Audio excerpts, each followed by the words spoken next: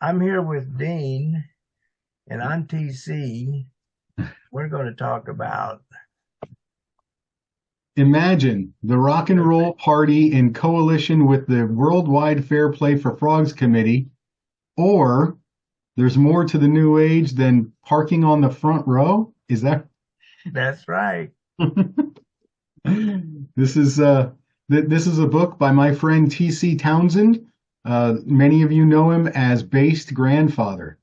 Right. So, Uh, my first question is, did you enjoy it?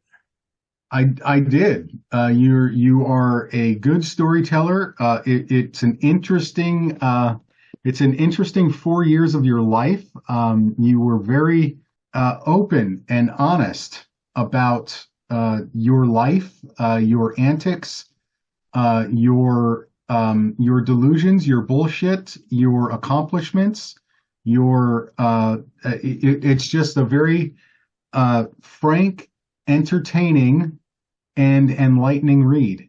What is it? 250 pages. Went through it 262. pretty doggone quickly, and I enjoyed it. You are the first person I have ever met who ever started their own political party. Oh, really? Yes, sir. Well, it was, as we say, it was a lot of smoke and mirrors. So, what Uh, did you think about the fact that I spent my first 15 years in the counterculture of drugs, sex, drugs, and rock and roll? I did that from 14 to 21. I think in America, many, in fact, probably if it's not a majority, if it's not more than 50%, it's doggone close, especially people my age and older spent plenty of time in that environment and in that culture. To me, it wasn't shocking. It wasn't unusual. Let's put it that way. You already know that I spent much of my adult life working with the homeless and with prisoners, and then I have a crazy family story. So I've dealt with the sex, drugs, and rock and roll lifestyle my entire 55 years, and yeah, it was that wasn't shocking or anything. I still deal with lots of people who, whether as a chosen lifestyle, whether as an attempt at enlightenment, whether as an attempt at escape or something else, they're still involved in that in some way or another. It's not shocking. It wasn't scandalous to me. It was just, oh wow, he's letting it hang out. This is cool. Yeah. What's your main takeaway from the book? Well, hopefully, I got the right lessons from it that you wanted, and that is think globally, act locally, and deal with your own bullshit. Right. And now understand, I had already, hopefully, I had already learned this lesson in my life. Um, Hmm. but it is much more likely that you will see your own delusions if you are sober and making wise choices in your life. For me, in my 20s, 30s, and 40s, I was indeed sober, or at least not using, and still being completely deluded and delusional, Yeah. right? And living in a world that doesn't exist. It was a very rude and discouraging awakening at 46 and a half when it happened to me, right? That was the big takeaway that I got. It's great that you want to change the world, and you should try to change the world, especially the world around you, as long as you understand that the world really doesn't change, we change, and it's better, it's much more effective to work on yourself than it is to work on other people.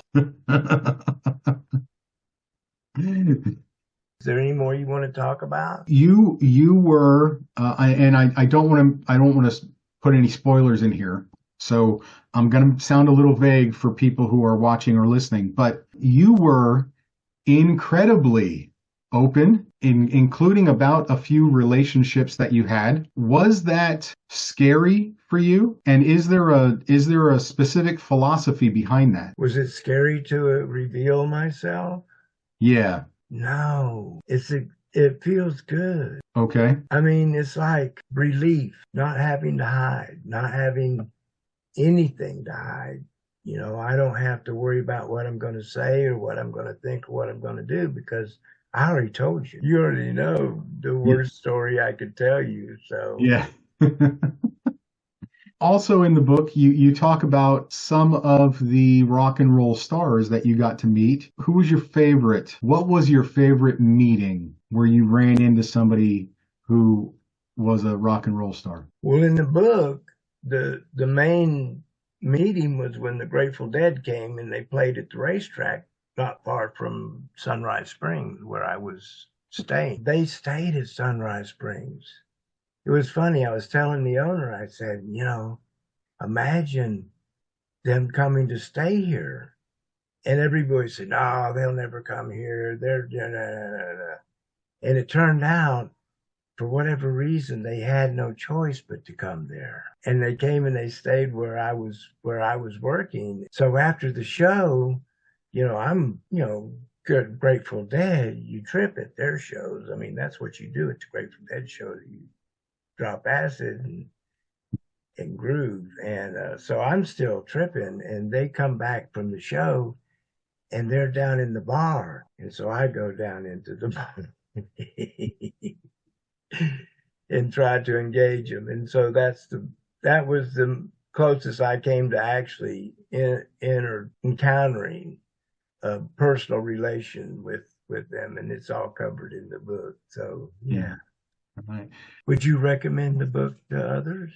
Yes, I already have. You don't know this, but I've already published the first I've done at least two, and I'm probably going to do more. But I've already put the first review on TikTok, where I took one of your quotes from the book and put it out there. It's a good book. It is a good read. I was surprised at how quickly I got through it, and I was disappointed when I came to the end. So. Oh, that's great. I was very pleasantly surprised at number one that you're a good writer and a good storyteller.